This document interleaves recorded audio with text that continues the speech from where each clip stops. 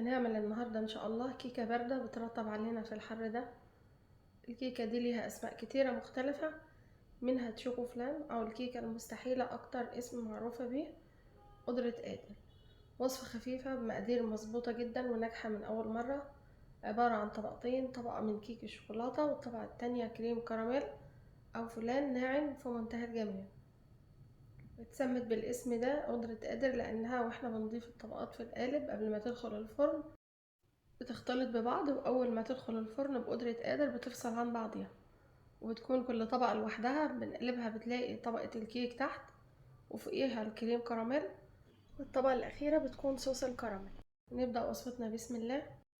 وأول حاجة نحضر القالب اللي هنستخدمه. أي قالب هتستخدميه سواء ألمونيوم أو أي حاجة تانية بندهنه دهنة خفيفة جدا من الزيت بيسهل علينا نزولها. بدهنه واسيبه على جنب في كسرولة على نار متوسطة، ويفضل يكون لونها فاتح عشان تبين لون الكراميل.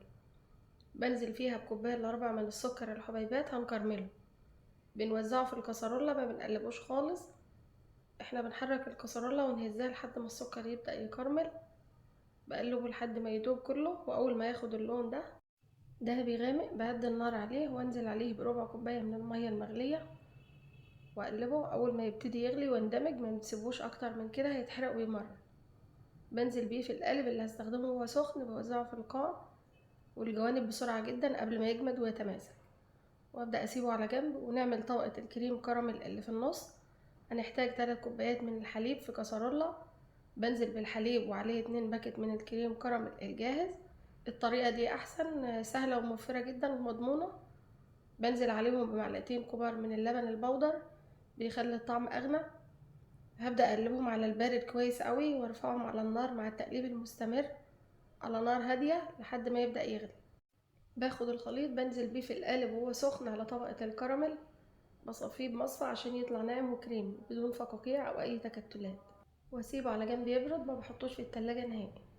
نحضر طبقة كيكة الشوكولاتة. هنحتاج بيضتين بدرجة حرارة المطبخ، وعليهم معلقة صغيرة فانيليا سايلة وممكن بودر.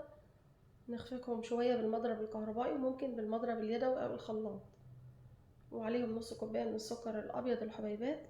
بنخفقهم كويس قوي لحد ما السكر يدوب والخليط لونه يفتح ويهيش.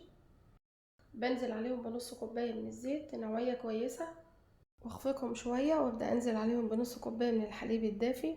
بخفقهم دقيقتين وانزل عليهم بكوباية من الدقيق، بيكون مخصص للكيك او متعدد الاستخدامات.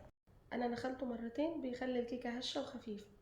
والمرة التالتة بنخله على المكونات السائلة وعليه رشة صغيرة جدا من الملح، وربع كوباية من الكاكاو الخام الغير محلى، ومعلقة كبيرة من البيكنج باودر. بقلبهم بالمضرب في اتجاه واحد لحد ما يندمجوا ببعض بدون اي تكتلات، وانزل عليهم بمعلقة كبيرة من الخل. بقلبهم ببعض. لو القوام تقيل بضيف عليهم ربع كوباية من المية المغلية بالتدريج. ممكن تضيفي نص معلقة صغيرة من القهوة سريعة الذوبان لو حبيت. القوام بيكون وسط زي كده، مش تقيل ولا خفيف. بنزل بخليط الكيك على طبقة الكريم كراميل، بخبطه خبطة واحدة بتوزع بالتساوي. نحضر قالب او صينية اكبر شوية وانزل فيها بقالب الكيك. بنضيف ليه مية سخنة مغلية لحد ما توصل لنص القالب. احنا كده بنعمل لها حمام مائي. لو هتستخدمي قوالب ألمونيوم بتضيفي للمية معلقتين كبار من الخل، بتحافظ على القوالب الألمونيوم لونها ما يغيرش. بندخلها فرن مسخن من قبل لدرجة حرارة 180 رفع أوسط، بتاخد من 40 ل 45 دقيقة. بعد كده ببدأ اختبرها بخلة خشب واخرجها من الفرن، بسيبها تبرد وتهدى. بنغطيها وندخلها التلاجة تتماسك مش أقل من 6 ساعات، ويفضل تكون ليلة كاملة. بعد ما اخرجها من التلاجة وهجيب صينية تاني فيها مية سخنة، بحط القالب فيها لمدة 3 دقايق بس عشان الكراميل يفك ويسيح ويتقلب بكل سهولة. بنقلبها في طبق التقديم بالشكل ده، ودي بتكون النتيجة شكلها حلو قوي مظبوطة، والكريم كراميل ناعم وكريمي ومتماسك. ميكس حلو قوي بيجمع بين الكيك والكريم كراميل في حاجة واحدة. عملناها بأسهل طريقة، الطعم تحفة، خفيفة وسهلة جدا ومناسبة للجو ده. بتتقدم ساقعة، كيكة هشة وخفيفة ومسقية بصوص الكراميل. لون الكراميل حلو قوي منعشة وطعمها في منتهى الجمال.